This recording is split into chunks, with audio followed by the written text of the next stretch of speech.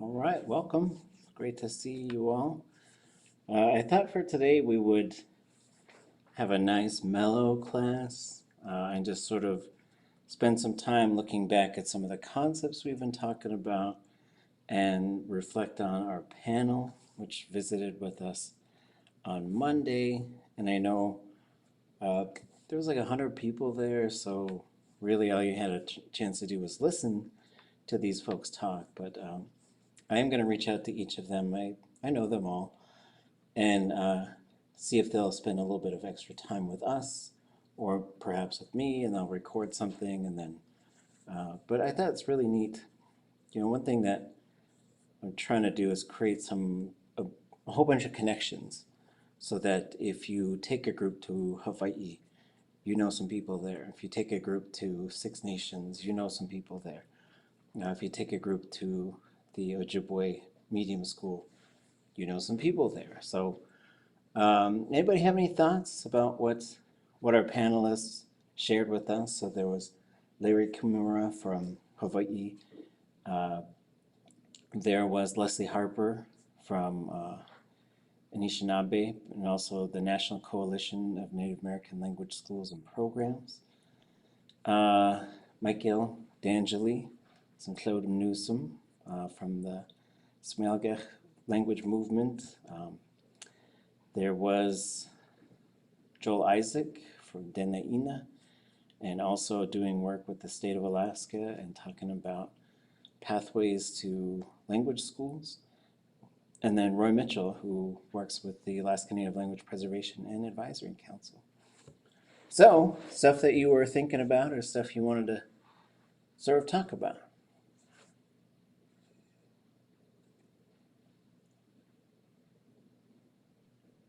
I thought,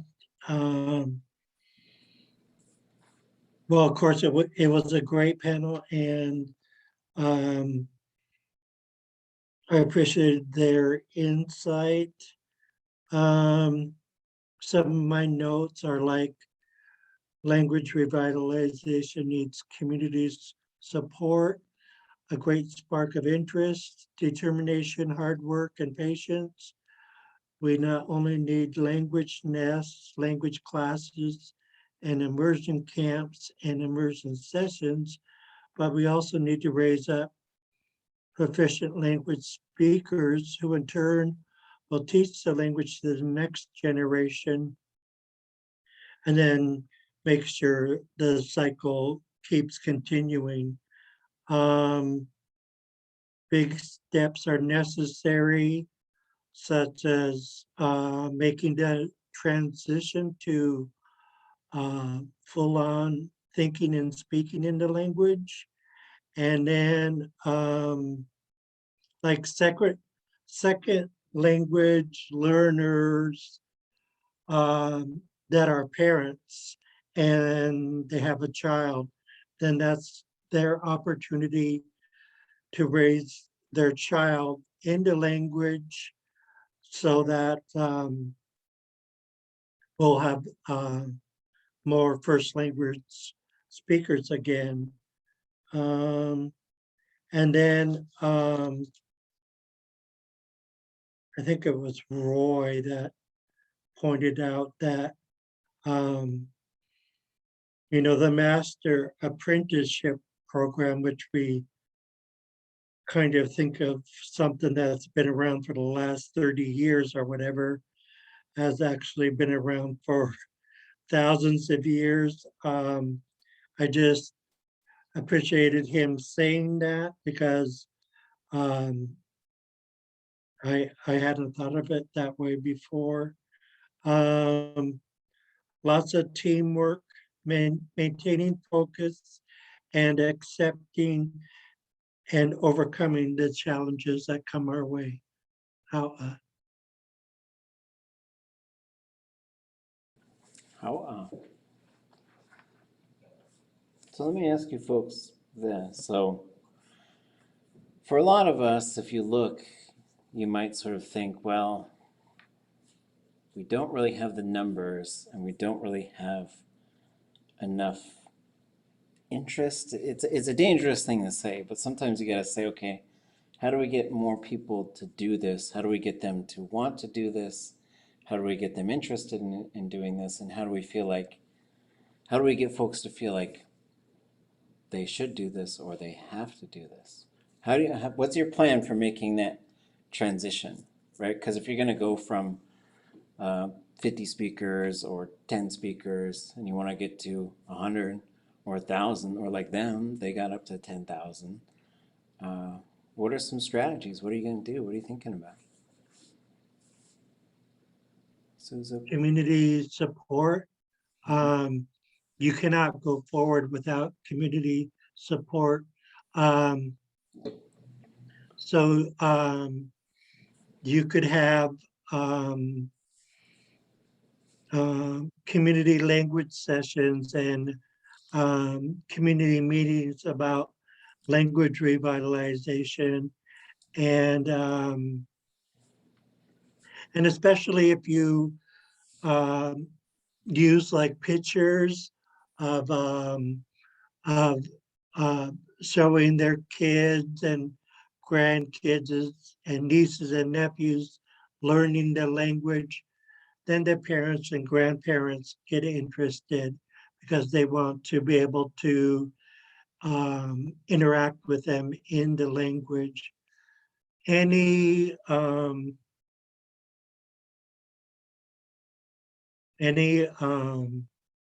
trick you have up your sleeve to use, I guess. But I appreciated what I think Suzuki said in a previous class. She she said, don't pressure them and don't make them feel bad. Um, and we want the support to come because they want to do it. And I like that thinking that because previously, I was thinking about, trying to get people interested by um, saying something negative, um, which is not right. And the negative would be, well, won't you feel bad if the language is gone? That type of mentality. And so I like what Suzuki said, where um, you got to keep your thinking positive and recruit in a different way instead of that pressuring them with, don't you feel bad that we're losing our language, that type of thing.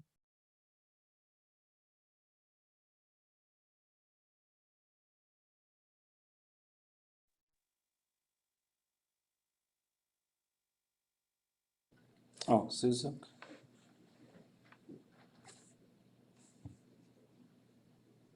We can't hear you, Susie. Oh, it's ahead. That happened to me. I called my kids' school to let them know I was at the door because I was late and brought their lunch back later. And I forgot I had headphones in the car. So then they were talking to me. I was just like sitting there on the phone. And then they're waving at me and trying to talk. So it was a very Zoom-like experience. Yeah.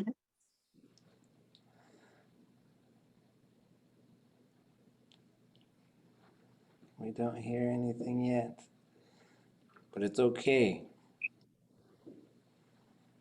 Can you hear me yet? Yes. Yay! too many devices are connecting. Shucks. So if it's okay, yep.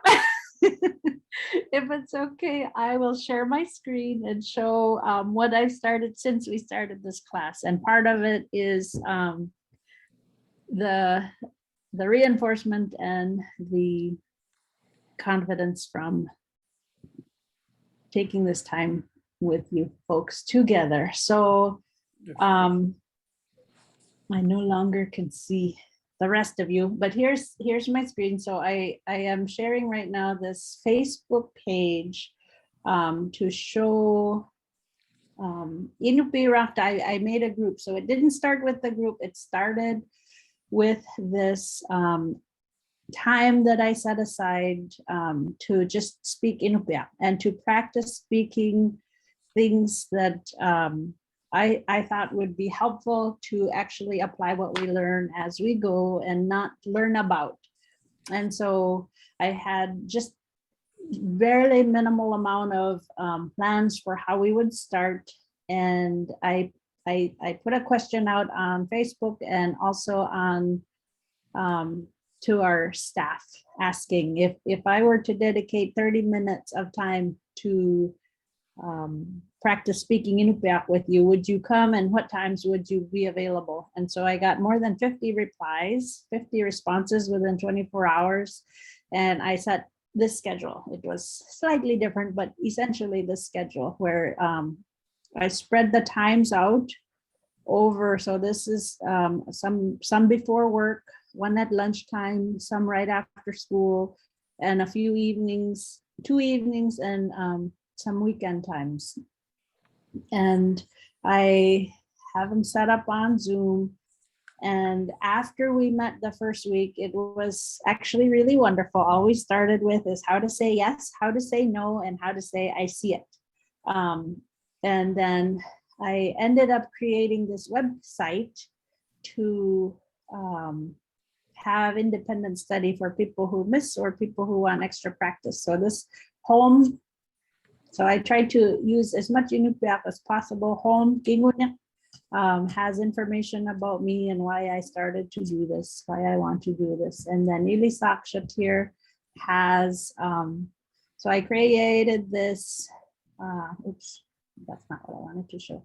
I created this Google Drive that has these, so let me, that has these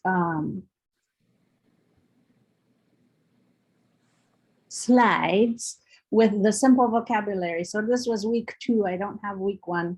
Week 2, we looked at how to say I don't see it. And then we reviewed yes and no, and I see it.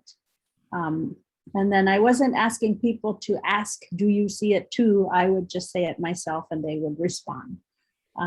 Anyway, so that's how limited we had. Yes, no, and yeah, no, me, kainerea. That's the extent of our vocabulary the whole first week. And then I would also use kinepyung do you see it too? And they would first answer just yeah or no me. And then later they would answer kainerea, I see it. Yeah, kainerea. And so the idea is we would meet for only 30 minutes and they could choose from any of this wide variety of time options. So twice a day, not every single day that it might be available. And so all of these, I decided to do them for those exact same reasons that you're posing. How can we get more people interested?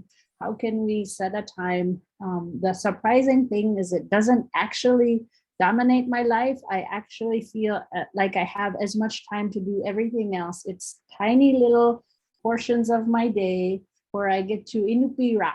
I get to speak Inupiaq with people. And at the end of the week, so I got this finally this week to work. So if we, yeah, yes, yeah, yeah, yeah.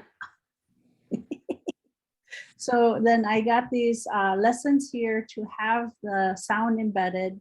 So I've been recording. And so I spent most of a couple of days ago recording all these other phrases. And I got half of these done, but I haven't been able to. So one of the things that I learned from our class and the readings that we have and Leanne Hinton's work was how we have some things that'll be in the rituals. We actually haven't incorporated the rituals yet. We're starting week 4 now.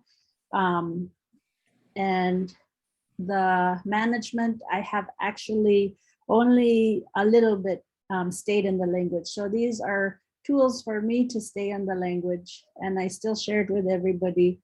So these first ones are thank you for coming phrases. to welcome people.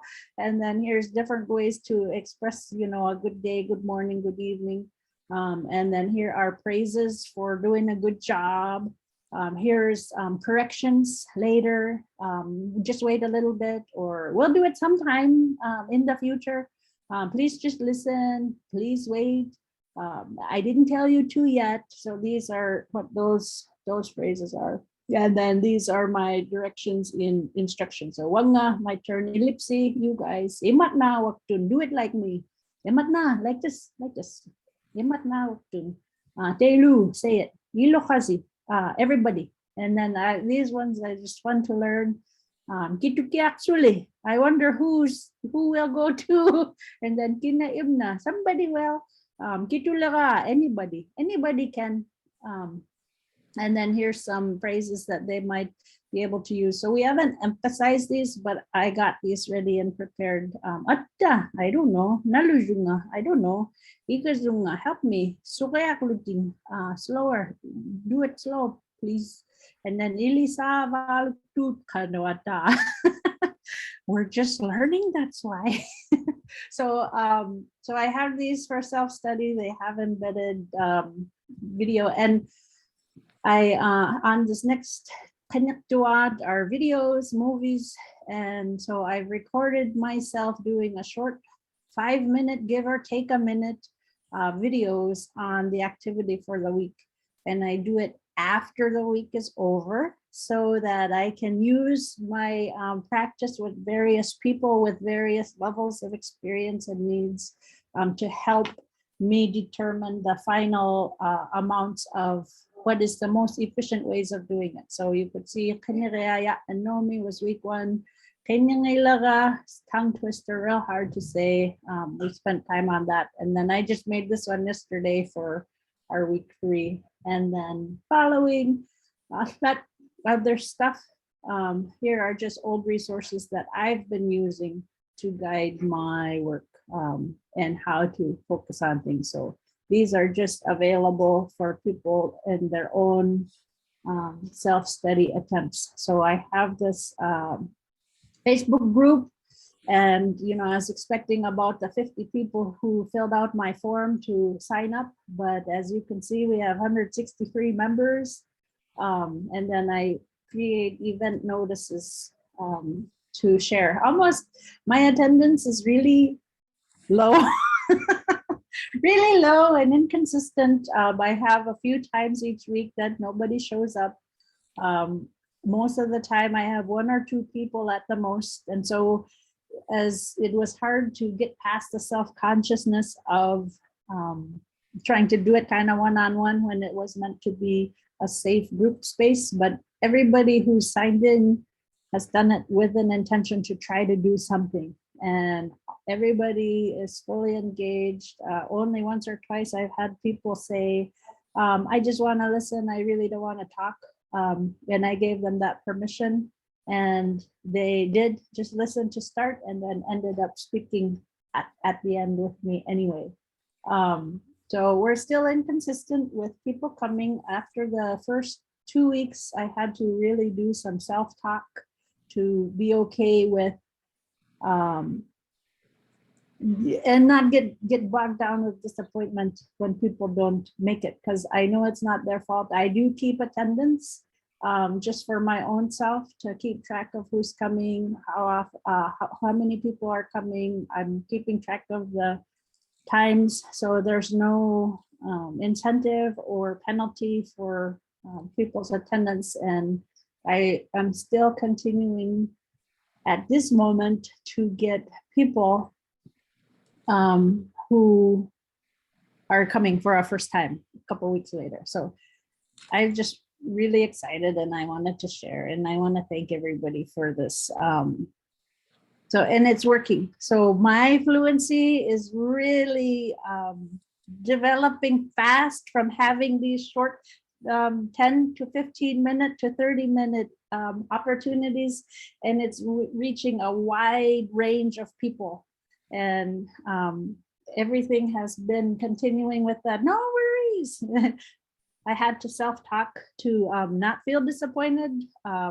and to stick with it and not to reduce my times that I'm available, because they're still trickling in, and I have full confidence that over time it will turn into a well-established routine that most people will come. So I just wanted to share. I haven't had a chance to really talk excitedly about this process with almost anybody, and I figured this is the group for that. So, and so when I was, I'll just add, I already stopped sharing, but the final thing in the website that I just added is this is intended to be a structure.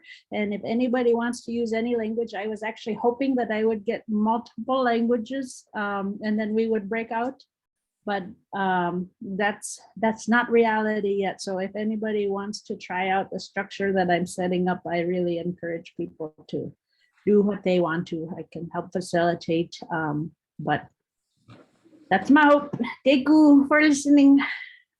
Wow, Koyana, that is incredible. That is so amazing and exactly what we're here for. It's so inspirational, in fact, that I think we should open up the negotiations for our midterm. And so this is a pretty new class. Like, this is a brand new class. We have a whole series of classes that we're actually teaching that have to do with becoming a language teacher. So in talking with Ida over the weekend about what she's doing in her Friday night class and what we're doing in this class, and how there is a bit of duplication in terms of some of the content and perhaps even some of the assignments. And I guess somebody approached and said, could we just do one assignment for both classes? And I said, no, of course not. The Indigenous way is always the hard way, but I'm just kidding. But what if instead of, and here's my proposal, it's a negotiation. Maybe instead of a midterm paper, what if we made a language teaching tool? Like whatever you want to make. Like what Suzu made was phenomenal. And so it could be something like that, or it could be something more sort of, here's a particular lesson on a particular subject. But what I would like to see is what it is and give us a bit of a practice run. You don't have to do the entire thing. And then sort of we'll all talk collectively about how, not really how to improve the particular thing, but how to make a series of things, right? So one of the things that we all have to do is make an entire network of interconnected things that help people learn and use the language. So it could be something like, well, we don't know how to weave in the language anymore, so I'm going to develop some language for weaving. And even if there's stuff where like, it's completely fine, I think, if there's stuff where like, okay, I don't know how to do this, but I'm going to go find someone who can tell me how to say this, and then we'll do these other things. It could also be, well, here's something that I think we should be doing day one of the very first class, and just getting people to understand how to listen to the language, what to hear for, how to set the tone. And it could be something like, I want to create a study guide for this particular subject, or I want to create and it could be the creation of a group. Like, I really like projects that result in real things. Like, not like I wrote a paper, I got a grade, I threw it in the garbage, right? Which is, that's quite a bit of academia, not all the time, but quite often. I mean, it helps you grow as a scholar, but you could kind of argue that you didn't do a thing. I mean, you did, but it was an exercise, right? And so thinking in terms of the amount of work that does lie ahead of all of us, I think it's, I would hope you're making something with the intention of using the thing. And then we could be using our time here together to sort of further our individual efforts in terms of what we're trying to do in our languages. And so, because we can look at other languages and other language programs, but maybe that's a better use of our time, is to make an actual language teaching thing. So what do y'all think? I really like the idea. Um, the the project that you just shared, I really want to use. I teach my brothers and sisters. I have 10 brothers and sisters. So on Sunday we share language together, and I just whip up these PowerPoints that we use, and there's always they're always asking me for recordings on how to say it. And so there's videos of me breaking down what it is. So just the place where I could put that for my brothers and sisters and my dad. And I have aunties that are silent speakers. Just that's a really great project that I could incorporate. And then I've also been working on new curriculum, and I've been looking at Hune's pictures about, I remember you were talking about last spring that it would be a great idea that for everything, like all our beginning classes, intermediate, and everything, we all use the same picture so everybody knows what they are. So I wanted to incorporate that as well. There was one other point that I want to share and I just forgot what it was. Okay. Oh, I think in your work, you ask, what is this? And then I always wondered if it's, I don't know, Hokyunt, if you could help me out. Goyugwa, is that what it translates to? What is this right here? So I kind of want to incorporate that into my work too, Oh, nice. in Deutschen. Deutsch. Oh, yeah, Goyagwa. Goyigwa. Duck juice. I'm wondering if, for my midterm, if I could do,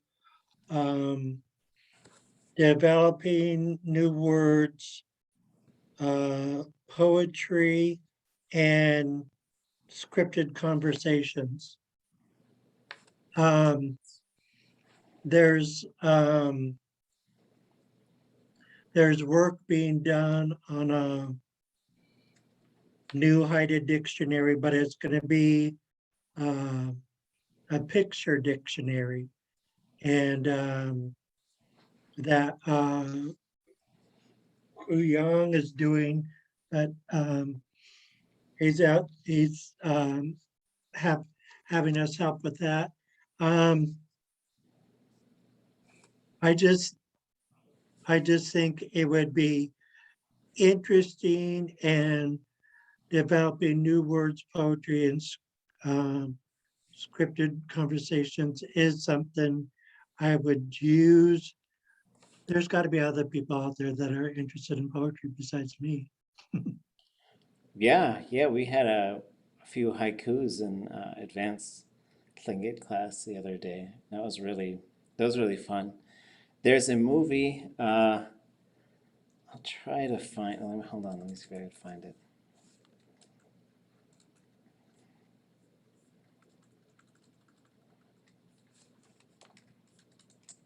Oh, there was a guy named Bob Holman. He came here to visit. So there's a movie called Language Matters. And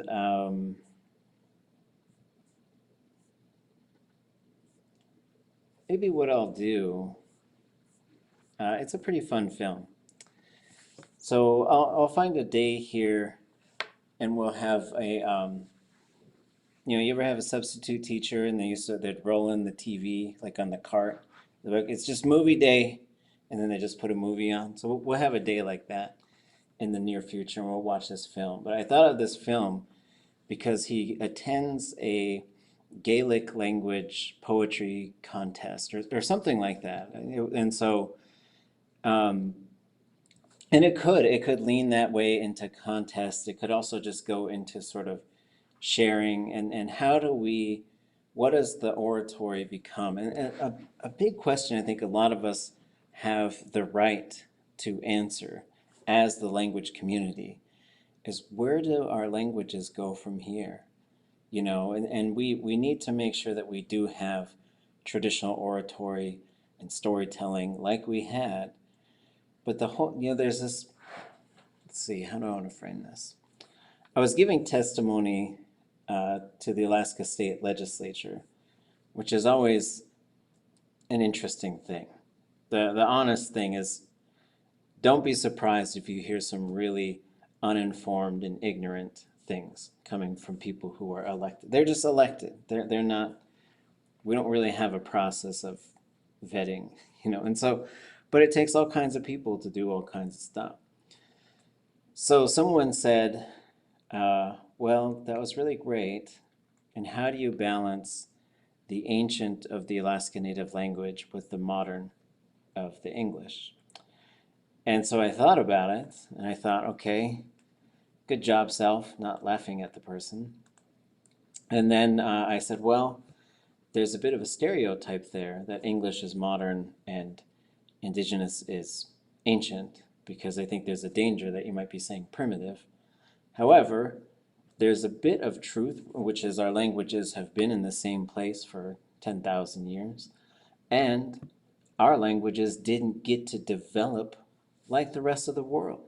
Like if you took where English was at the time of contact with a lot of our peoples, and if you just said freeze it, you would have a very different language.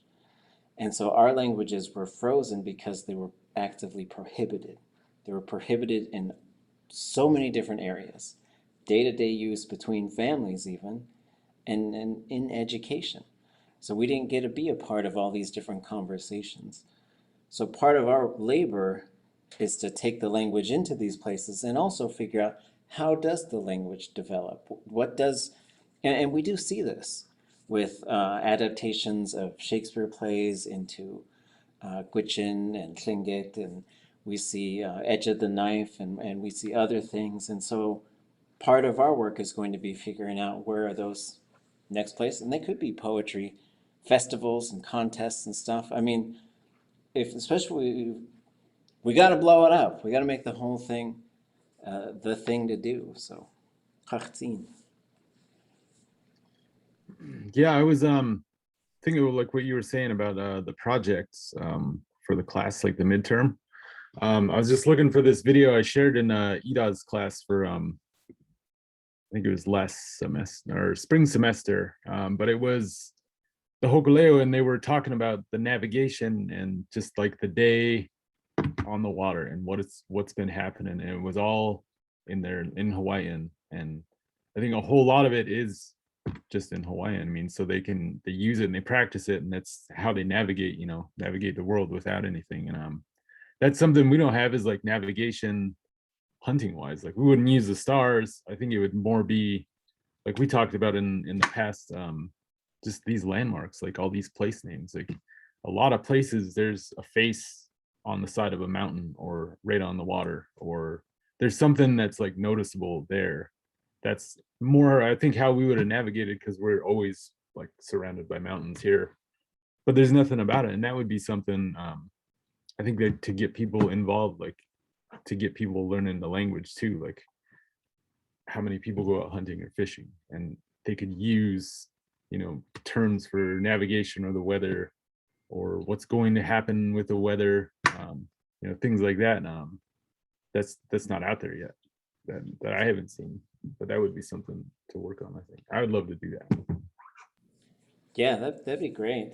I do have one video of George Davis where I got him to talk about like watching the weather and stuff, because he was doing a master apprentice thing with a learner, and it was great because he just said, okay, we're going to do all the birds, and he just wrote this huge list of birds, and when we came back he just named them all, and then he says, when you come back we'll do all the animals. And it was really neat to see him making these lists of, like, it inspires a lot of what I do, which is just sort of like make people name certain types of things. But then when they were sort of out of things to do, and they just hit this like silence, like I was really trying to push it from, list building is a great place to start. Like everybody's got to build vocabulary, but sort of like moving to like the conversational aspect of things is always like one of our big challenges, is just day-to-day use of the language, find out what people want to talk about and then get them to use the language and teach them, and learn together, because there's a whole bunch of things that people ask me. I was like, I don't know how to say that because I've never heard it said, you know.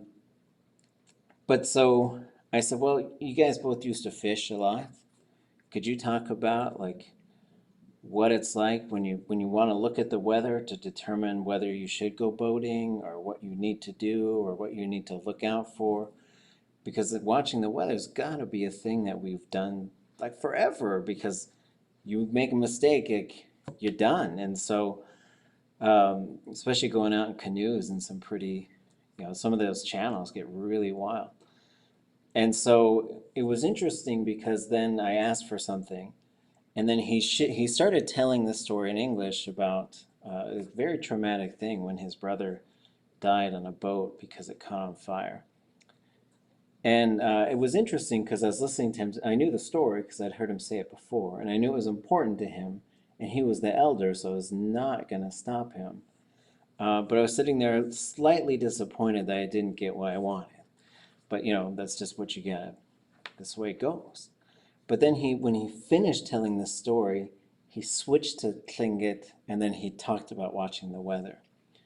So then as I recorded it, and I think it's under Gold Belt Master Apprentice something. I'll try to find it and send you a link. But I thought about it later, and I felt like he had to kind of reconstruct those things in his mind. So while he was doing that, he told a story that he was very familiar with, so that he can sort of. And it was wild because you think about a lot of our elders who can speak, and that they are completely bilingual, right? Because there were some speakers I know in Tlingit who preferred to speak Tlingit. There was only a couple that I ever met. Emma Marks and Martha Van Heel are two that come to mind. Where if everybody was speaking English, they would hardly say anything. But if it was Tlingit, then they would just go. Probably Antonia Jack maybe as well. So it was really interesting. And so yeah, some of it. So as a midterm, and also we'll be rethinking our final as well. Never taught these classes before, so as what you folks are doing is really helping us and also helping future generations. So we have this collection of courses that really, when you're done and you got your language skills up, you should be able to go into a classroom and teach the language. Like that's really the goal. But in terms of making stuff as well, like there's some things we could do in here. Like I could show you how I make stuff, whether it's a book or a dictionary or a workbook or a handout, and this type of tools that I usually utilize to do that. And then there's also learning videos and there's other stuff. There's a whole bunch of stuff that we could do. But while we're doing this, we should also be thinking of what do we need in order to keep doing this and in order to do the next thing? You know, like what if we wanted to do puppet shows for kids, or we wanted to do animated series, or if we wanted, you know, whatever the thing is, I think of the thing and then let's use this time together to find the pathway to make that possible. I'll turn the light back on.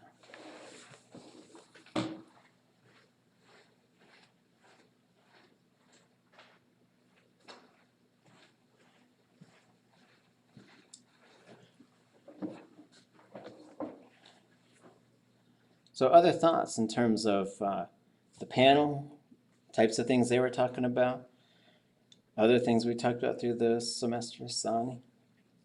Indigenous Chief. I really liked the comment that was said by Leslie that our language learning places should look like us. A lot of times when we develop whatever we're developing, the curriculum or the tools or whatever, there's different communities that need different types. And so going in and doing these assessments are so important. And so learning how to do that. In my own clan, I'm Auk. So my family were Nushkitans and Clean 80, and we come from maybe 4 or 5 tribal houses, but we only have a few speakers that speak Tlingit fluently. And so if I were to go back, and how can I make it comfortable for them to come in? Because it's also another thing that was said during the panel discussion was crucial for us to document our language, especially when we only have a few speakers. And so I don't know where to send them, but I'm happy to send them your way, Lance, because I think they would really love, I think just talking with them, they're ready to do something. And maybe that's my job, is just to listen and talk and send them their way. But I do like that as as a midterm, working on a tool sounds really interesting to me. It's the interviewing process. Fishermen, that sounds like fun, talking about fishing stories and fishing secrets and blue mussel shells, or the blue mussels when they're just all stuck together and they're floating along. What does that mean? I wouldn't want to fish where they came from, but something pushed them out. Where the fish go when the lightning hits the water. And, that's a good secret to know, because you can go right there and you can fish, put your line in the water, in 5-10 minutes, you got, and so these secrets, all that stuff sounds good. So in bringing it back, how can we get them to come into the university? And if that's where we're going, or there's a lot of bad feelings with different organizations. And so how can we show them that where our heart is, and so for me, I'm very interested in that. I really thought about it for a while. How can we make our learning place at the campus a place where everybody feels comfortable, where they can come in and talk? And so it's just an interesting idea. So either way, I'm good with it, a tool or a paper. Just let me know which date it's due. We'll talk about those things. There Yes, goes Ministries. so a couple things is I want to make sure that, one, if we decide, so we're deciding to do this, so what we're going to do for a midterm is create some sort of language teaching mechanism, tool, lesson. But what I want us to all focus on is to have a really sharp focus. So I want to make sure that we're not saying, okay, I'm going to do canoeing and paddle making and navigation, and then I'm going to do water safety. And then I'm like, slow down, like just do a thing. Let's do one thing so that we can see. And I want, whatever you show us, I want to be able to see how this thing is going to result in increased language use and knowledge. Because the other thing too, it's easier to do the cultural components than it is the language components. Right? It just is, because you can do all that and you can use English. We can talk about how to clean, like I want to teach people how to clean a fish. And if I saw your lesson and your lesson looked like it was entirely in English and contained lots of priceless, important cultural information, then it's on its way, but it needs to really be a language lesson. So I want to make sure that our focus is on a language teaching mechanism, tool, lesson. And then we also have a pretty narrow focus. And don't, because sometimes when we do this work, we think we have to do it all right now. And that's actually not the case. We have to be able to sort of say, okay, we want to be able to clean fish in the language. So here's the body parts and how I'm going to teach all the body parts. Here's the verbs for cutting the thing open. And there's a specific verb for cutting open a fish. Like that, it's a different verb than cutting open a deer. There's a special verb for like cleaning out the guts. It's a different verb for removing a clam meat from the clam shell. However, I also know that a lot of us are still learning. So find something, identify something that you can do now, and then show us. And in terms of timeline, again, we're back at the negotiation table. It is October 13th. So let me check our presentation schedule real quick. I think I have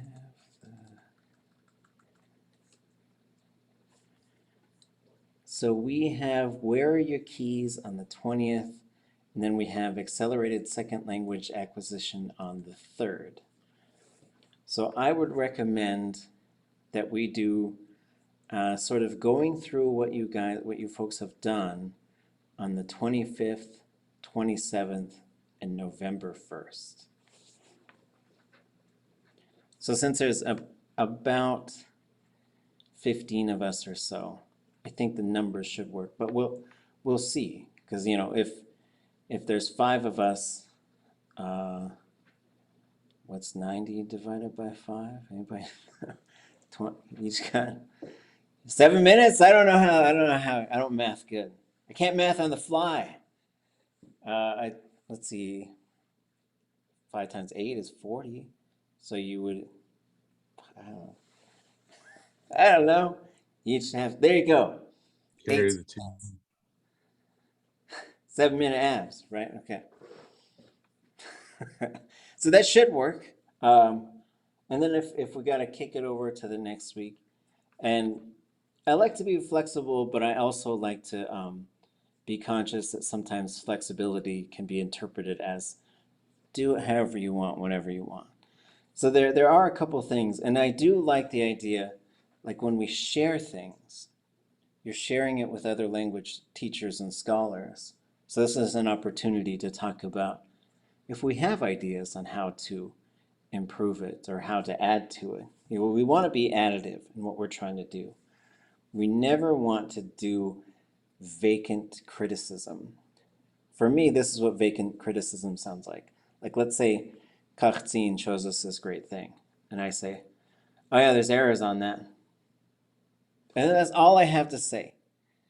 And then for me, like stuff like that it just makes me feel bad. And I have people who do that to me. I was like, and then I say, oh, well, can you show me? I'd like to fix them. And they never respond, you know.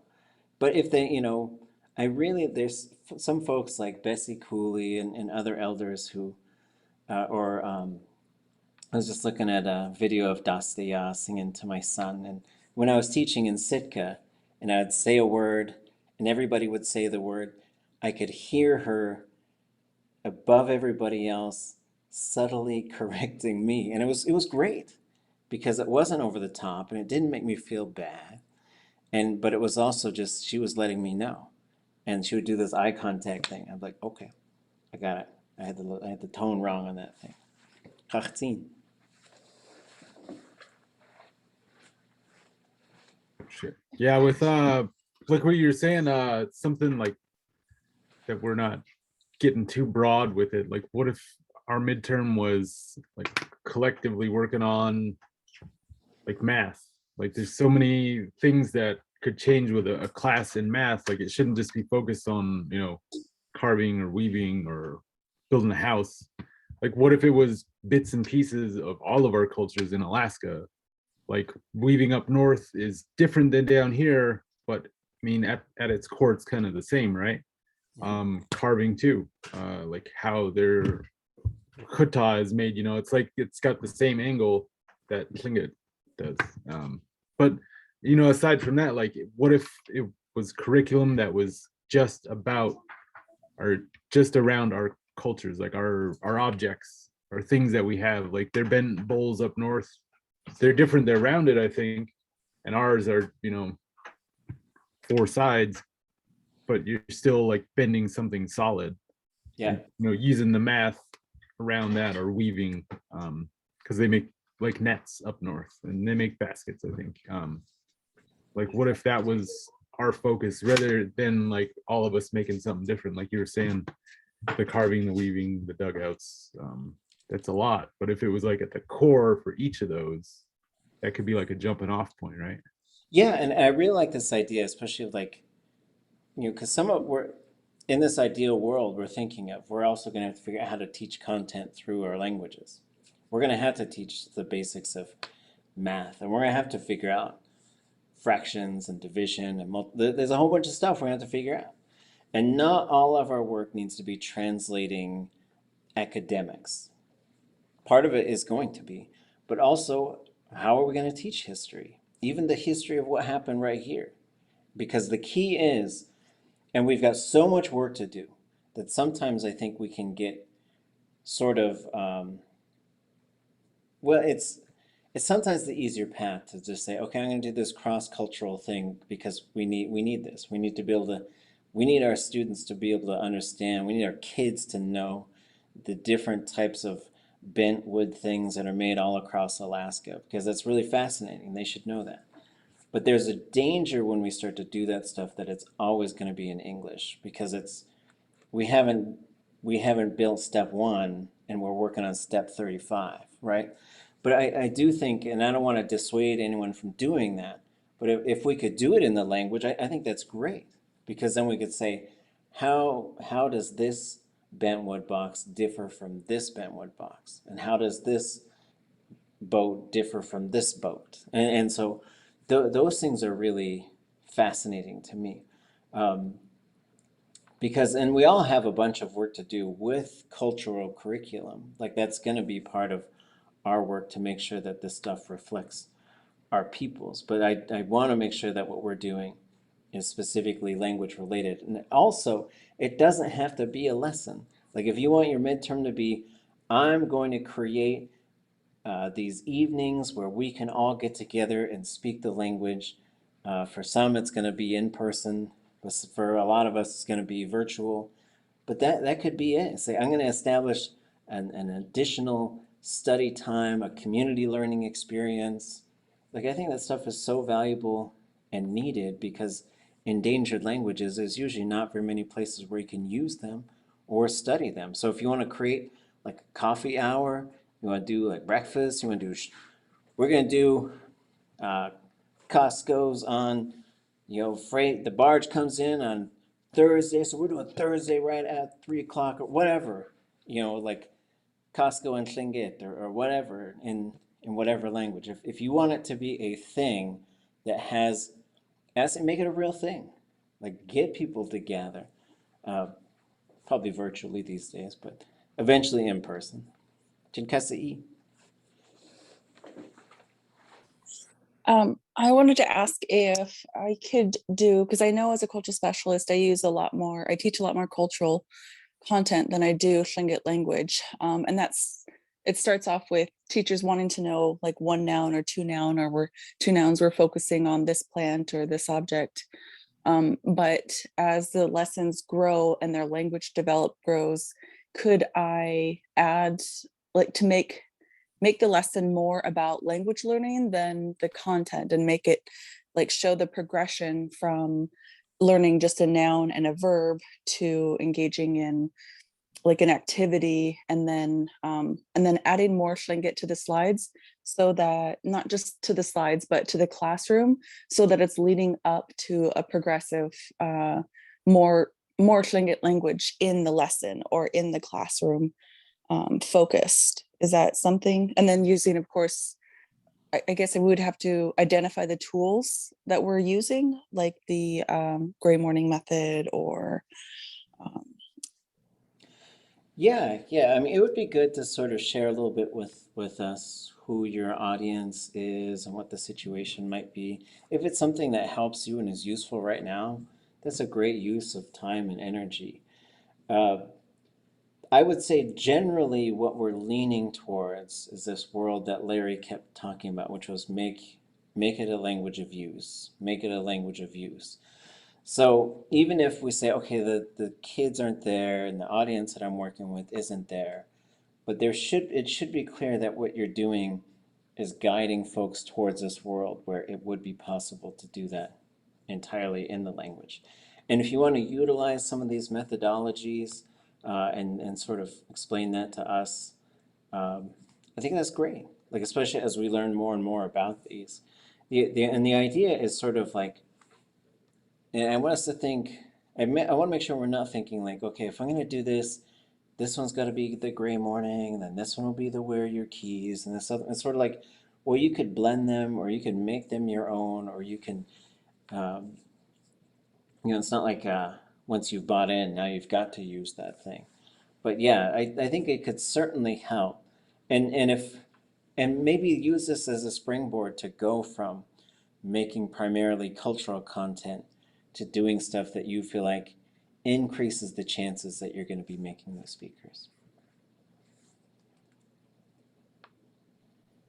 I'm struggling right now to think of an idea. And I guess one question I have is if I have language inaccuracies in my content, do I need to get it proofed by a speaker before I present it to the class, or can I present it with mistakes? Yeah, I think mistakes are fine. I think we're presenting a concept, right? And so it's not like you're rolling out the finished project. And so I think I've said this in other classes. Like, think of this, the dream scenario, even though a lot of us are working in different languages, come at it from this approach. We are all working in a language medium school, and this is like the teacher's lounge, and you're showing us this cool new thing. And it's really, and it's not even like we're not on break. We're gathering together to look at new things, to brainstorm new ideas and content. That's the scenario. So you're not teaching us the thing. We are not the students, and we are also not the Shark Tank people who are like, you know, and instead we're in this collaborative atmosphere where you don't have to show it. You just like, hey, you know what? This thing would be cool. And then we can say, oh yeah, you know what? Maybe it could be like this. And we're always trying to be additive and supportive and holding each other up and never holding each other back. So that's the atmosphere we're going to go for. With lights turning out every 3 minutes, apparently.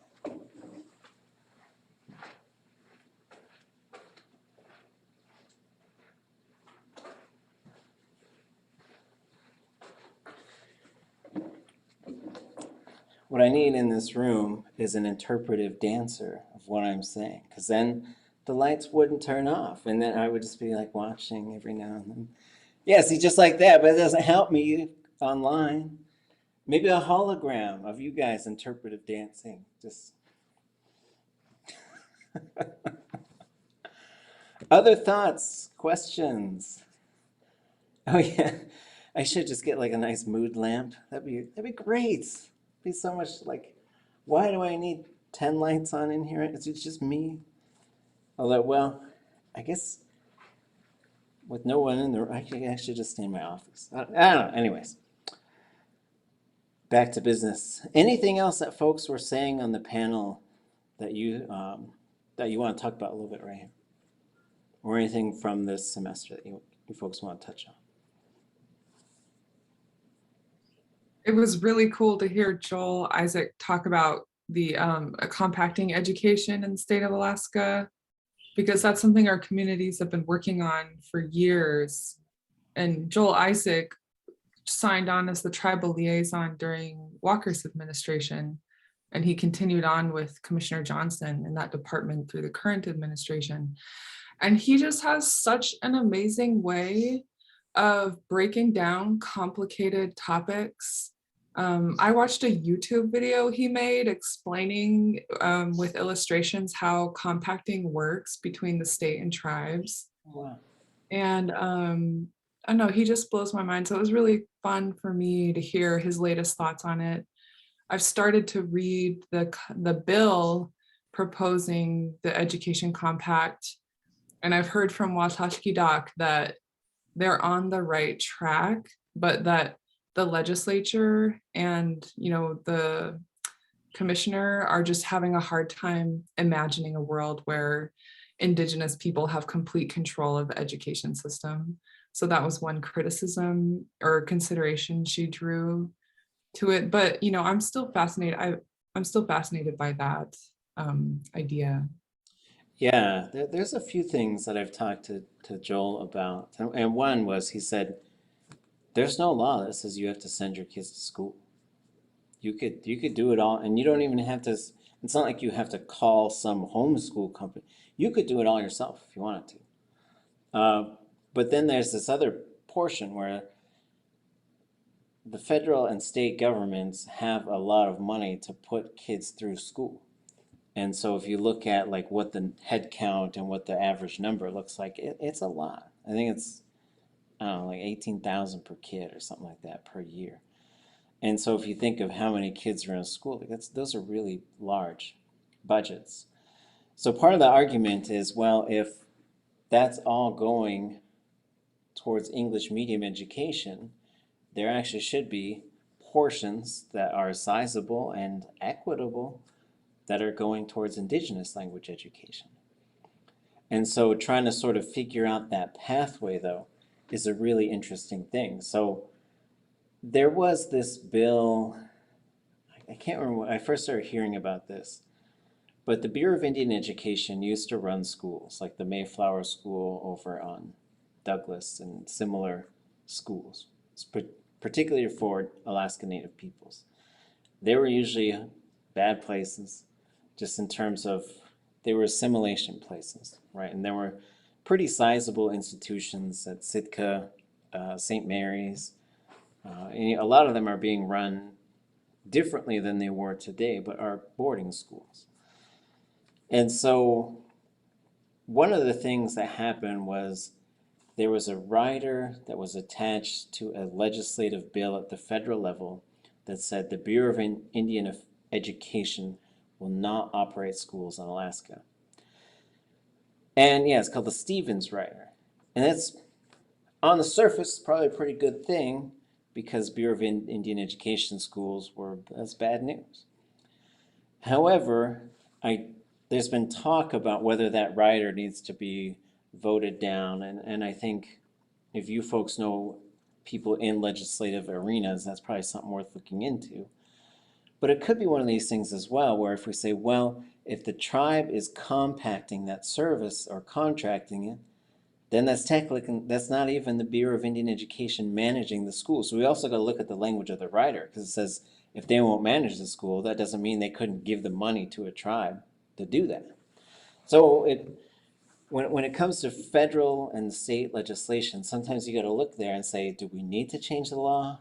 Because now we're going to have to argue with, you know, in this arena, it might not be too difficult. You probably get Lisa Murkowski's support. Don Young's a wild card.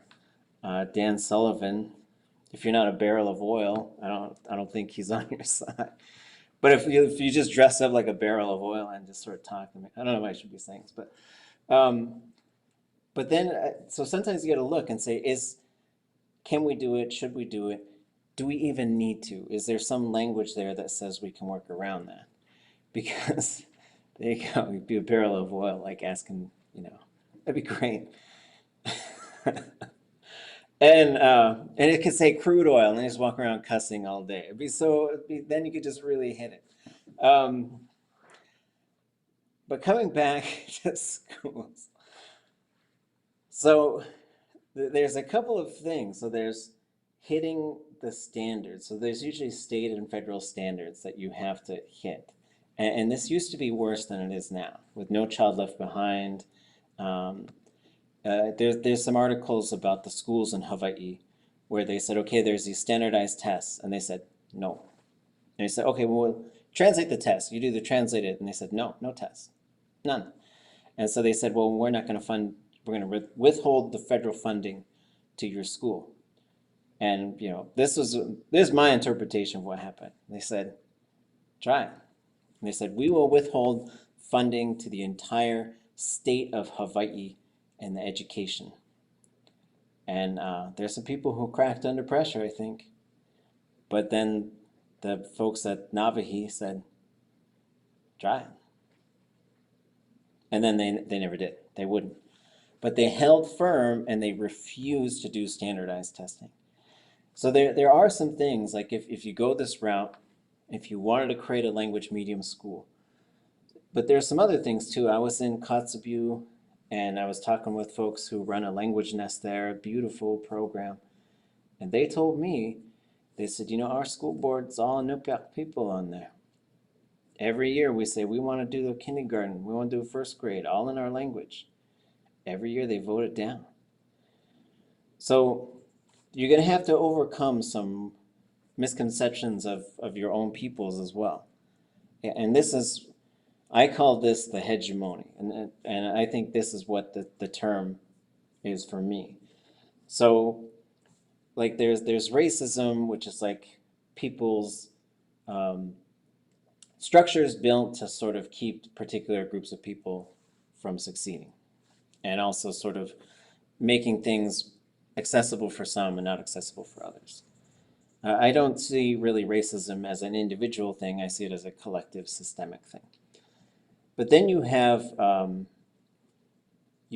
active genocidal intentions, which are getting rid of indigenous peoples, getting rid of their languages, getting rid of their ways of life. And that was pretty active, probably up until maybe the 80s, 90s, you know.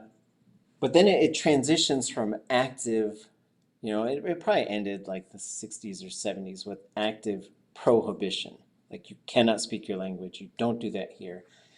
But then it shifts to this other thing, which is just exclusion, which is, you know, like when I went to school, like when I went to elementary school and middle school and high school, I don't remember anybody ever saying, don't speak an indigenous language. But I remember seeing lots of people who would make fun of what they saw as an Alaska Native accent. Especially white students would do stuff like that. But there was also, like, I never heard the languages anywhere. And this was in Anchorage with lots of Yupik students. I don't remember hearing Yuchtun in the school. Maybe it was. Some students had accents from their communities, and they had ways of talking, which I think are fabulous. And some of that, they get made fun of for that. But so the hegemony is sort of saying if we just do what feels normal, or what we feel like will open the door for success, or being modern, then the languages all die. And for me, that's a big thing. Is like, can your people overcome the feeling that you're doing something wrong? And I think that's one of the big things that keeps people from coming in the door en masse and staying there, right? And so, but I think these things, they're very complicated too. They're very complicated. I think there's a lot of people, like, to be honest, who would come to a language class and say, I don't like the way they're teaching it, so I just will not learn it and will not use it. And I think that everybody has a right to say how it should be done, and we should be collectively analyzing how the thing is done. But I think also there's a lot of ways to just not do it, and that's the easy route, because that genocide highway has already been built. You just get on it and just go. But we've got to do a lot of clearing of the pathway that's been built for us by our ancestors.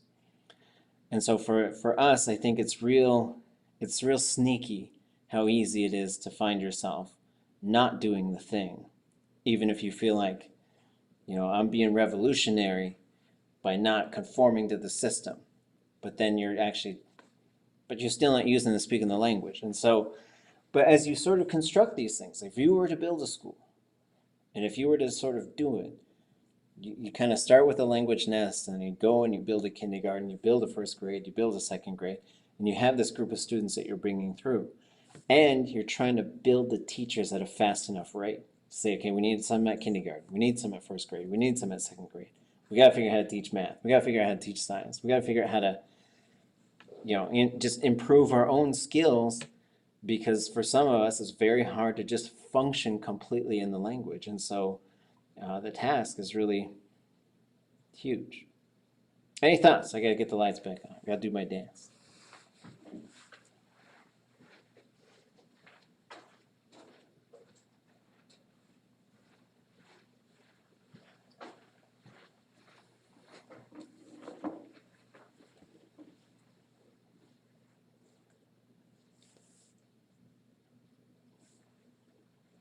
Anything else that folks are? Oh, go ahead.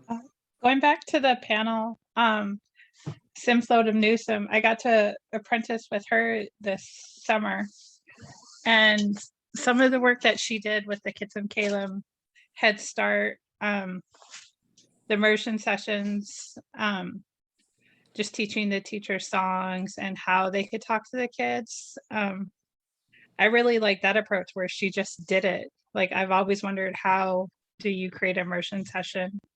And Ben Young, when he was creating the immersion school in Heidelberg, I remember he just did it. He didn't have any funding. He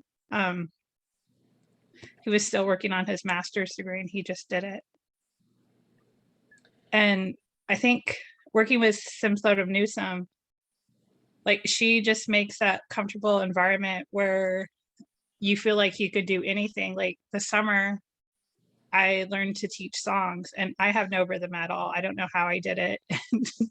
We broke down the process, and she taught me how to teach songs. So just that aspect of just get out there and do it. I like that approach. And we also had that problem, another problem with the colonial border, and she gives us access to our, because we're visitors here, so she gives us access to our traditional territories where normally we wouldn't be able to go with COVID and everything happening right now. So I really appreciate her approach. Yeah, so like a few things I think about is one is creating these environments, you know, and so I think it was Peter Wilson who told me, like, so some people came to Hawaii and they said, "Oh, you guys are using immersion? Oh, you're using immersion?" And they said, "What's immersion? We're just living in our language. We just," like Larry, when he told us, like, when we brought him over to talk to us about the language nest, and I just love those guys so much. They're so fun because my relationship with them was 7 years ago when I was just getting to know them. I wrote Larry. I was like, "Larry, tell us what to do." He says, "I'm not gonna tell you what to do. I don't know." And then, you know, as I got to know him, I was like, "Larry, I'm gonna do this." He's like, "That's not gonna work. Do this." You know, so I was really happy to get to that sort of point where we knew each other, where he could uh, tell me what to do. So maybe your midterm idea is creating some of these immersion environments, and we need more people who do this and who can sort of, you kind of have someone who coordinates the thing. And what you've got to sort of do, and this is my opinion based on doing this myself, is you've got to have a whole set of activities for folks to do. And these activities have to, hold on.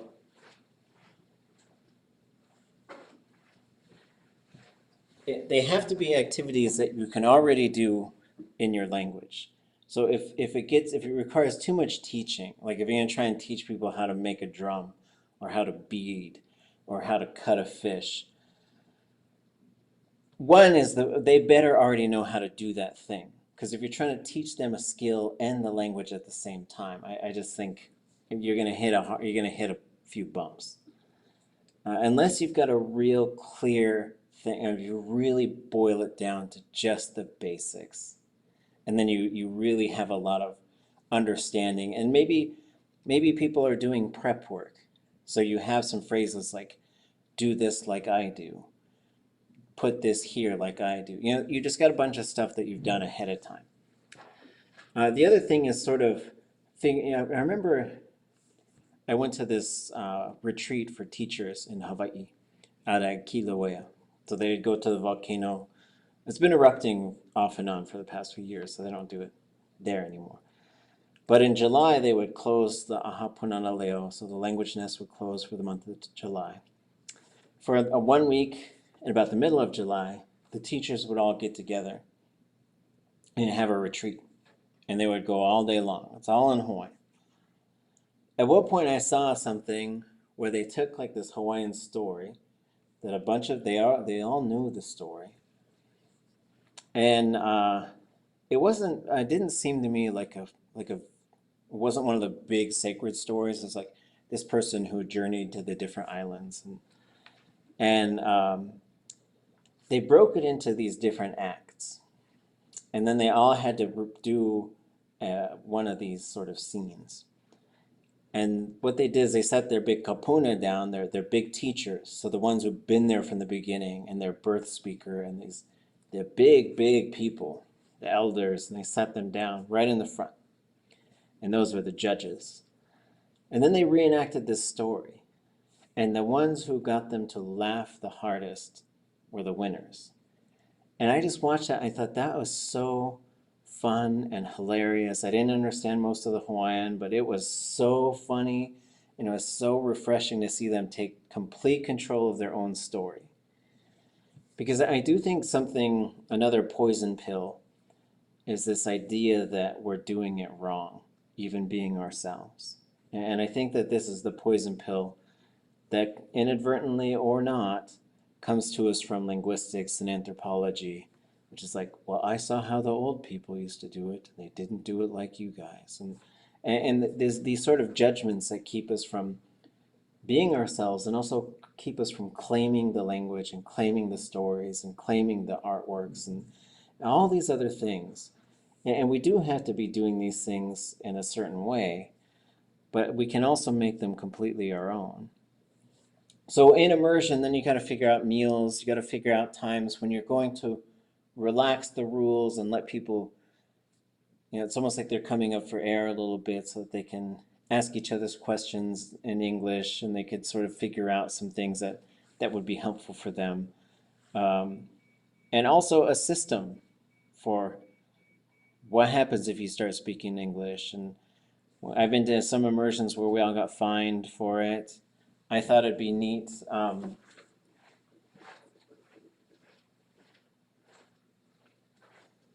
If there was funding available, if everybody who attended the immersion got like I don't know, $1,000, but the $1,000 was like you got 5 ones, then you got 2 5s, then you got 2 10s, then it starts to get 20s. So every time you speak English, you got to put a bill into the can, and so by the 5th or 6th time, you're putting in $20 bills, right? And you're not being fined. This is just less money you get to take home. The flip side is, maybe someone will just be quiet through like, I get $1,000 if I just shut my mouth for 5 days, But hopefully that's not what they're gonna do. But instead, they're gonna sort of see like, can I do the thing and end up with as much as possible? And then I was talking to a colleague, and he's a filmmaker and stuff, and he said, well, what if we made like a reality TV show out of it? I was like, that'd be hilarious, like the one who speaks the least English and sort of like, gets something, and he's like, yeah, like $10,000 or something. Like, what if it was something, we couldn't do that all the time, but we could do that sometimes. But these are things I think about too, is like, how do you get people to go to the thing and do the thing? And then how do you make sure that there's really good food? There's like traditional food and other food, like it's gonna be just good. It feels like, it doesn't feel like, because a lot of the times when I experience this stuff, I feel like the people who are on the board of directors are getting the really good stuff, and the language people are getting a bunch of the scraps. And I think those are things that it should be going the other way. Like this should be where all the 5-star catering is and all the other great stuff. And we're not being exclusive. We're saying, get over here, partake in some of this amazing stuff. And a lot of us doing it ourselves too. But so then, how are you going? What's your process? Because can you go and tell an elder to stop speaking English? You're going to have a process for that. And I've had people yell at me, and I've had people tell me that I'm the boarding school now, and I've heard all kinds of stuff, and it's fine. I understand it's very difficult. One elder, she turned to me and she was very angry, and she said, she doesn't understand what I say. Why would I talk to her in the language? And I said, well, if you don't, she never will. And I understand. And so you got to also be really compassionate in those moments to not like fight fire with fire.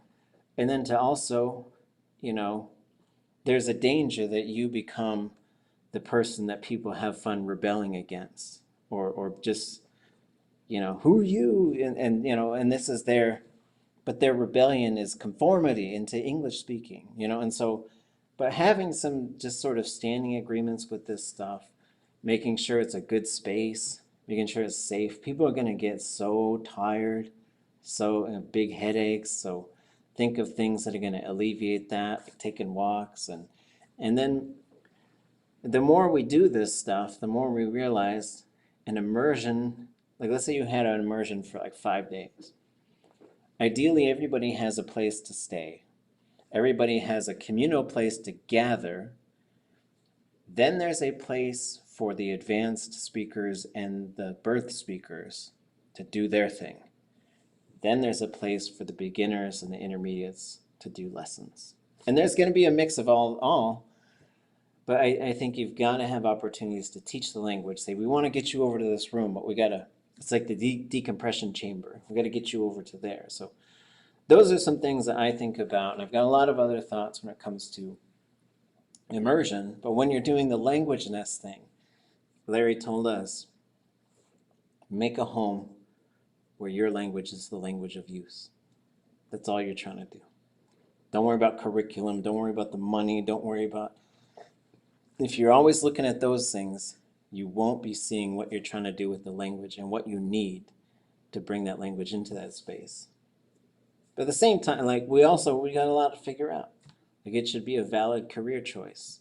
It should be something that's just as financially rewarding as anything else that our people could possibly do. It's one teacher, he said, I used to do it for $5 an hour. Would you? I said, at this point, no, but maybe not. I don't know. So I don't know if I got that dedication. Yeah, and so if you want to start an after school program for the kids, if that's, and so part of your, like, even though it's a class and even though it's a midterm, like if it's doing a real thing, like do the thing and then make that your midterm. I think that's great. Closing thoughts, anyway? Questions? I already talked, but I've been thinking about our immersion sessions and the Tlingit cohort, and we're extremely lucky to have a speaker available, to have safe space to speak. We're equipped with what we need, but a lot of times it feels like we show up and it's time to speak, and it's just dead quiet. And I don't want to come across as criticizing people because I recognize my privilege, and I approached immersion having been in countries where I was like, I was gonna wet myself if I didn't find the words to say, where's the bathroom? Or in other countries, and like I was gonna be in an unsafe situation if I didn't, successfully ask someone and understand how to get to the station to catch the last train. And so I think I tend to approach it with like, just start speaking, just start rambling, make nonsense words, say one word, like get it out there and start speaking. And I asked some people, I hosted a conversation about immersion. And I asked people, what does it feel like for you when Khane says, just Tlingit Khayna Khaya, like we're just gonna speak Tlingit here. And things people said were, I don't say anything. I don't feel like I have enough words on hand. I want to listen to see if there are words or phrases I connect to and think of what I might say, but narrow down what to say. That's like a challenge for people. And then a lot of people said they're specifically listening, like they're getting listening mode and they're like, oh, I get more out of this just from hearing people speak. But sometimes we're not making that step to producing it. And then someone said, I get really nervous and I try to focus on something, and then too much time passes. So I just wanted to put that out there because I know it's a conversation we need to have as a cohort. Like, how do we overcome these barriers to speaking? Because, we're missing opportunities. Sheesh. Yeah, and so we'll talk about this a little bit on Monday. Like academically, it's called the willingness to communicate. And I think, and I've seen it, like people who know each other really well and they're just talk all day, all night long. And you say, okay, let's just do this in Tlingit. It's like, it's just a ghost town all of a sudden, and so how do you make sure, and part of it is normalizing, just sort of, oh yeah, we're gonna switch to Tlingit, let's do it.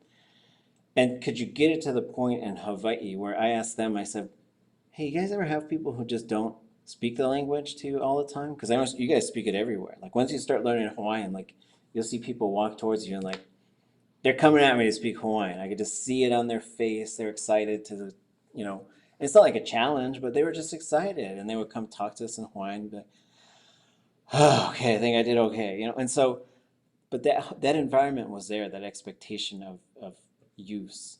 And I said, what happens when people don't speak? And they said, well, we don't tell them to leave, but they just stop hanging around because we're doing it all the time. And it was true. There were so many times that we took their classes and people in our cohort who were Hawaiian, they would look at their teachers and say, it's so weird to hear you speak English. I guess that's just weird.